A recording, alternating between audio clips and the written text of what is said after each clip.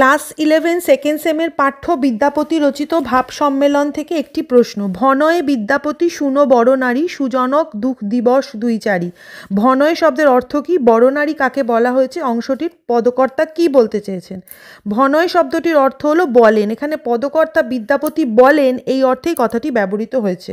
বড় নারী শব্দটির অর্থ শ্রেষ্ঠ নারী। এখানে শ্রী রাধিকাকে বড় নারী বলা হয়েছে। আলোচ্য অংশে বিদ্যাপতি শ্রীরাধাকে উদ্দেশ্য করে বলেছেন যে সুজন অর্থাৎ ভালো মানুষের দুঃখ বেশি দিন থাকে না, 2-4 দিন দুঃখ যন্ত্রণা আসে, তারপর আবার সুখ ফিরে আসে। শ্রীকৃষ্ণের অন্তর্ধানে যেমন রাধার জীবনে বিচ্ছেদের দুঃখ এসে তাকে যন্ত্রণা দিয়েছে, কিন্তু পুনরায় কৃষ্ণের সঙ্গে ভাব মিলনের ফলে তার সমস্ত বিরহ বেদনা ও জ্বালা যন্ত্রণা শেষ হবে এবং তিনি অর্থাৎ শ্রীরাধা প্রিয় মিলনের আস্বাদ উপভোগ করবেন।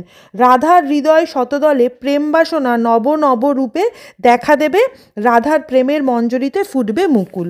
এটি এখানকার আলোচ্য অংশের মূল বক্তব্য, যেটি বিদ্যাপতি রচিত একটি পদ। এটি ভাব সম্মিলন পর্যায়ের পদ। এটি একাদশের পাঠ্য, পশ্চিমবঙ্গ সরকার একাদশের সেকেন্ড সেমের পাঠ্য।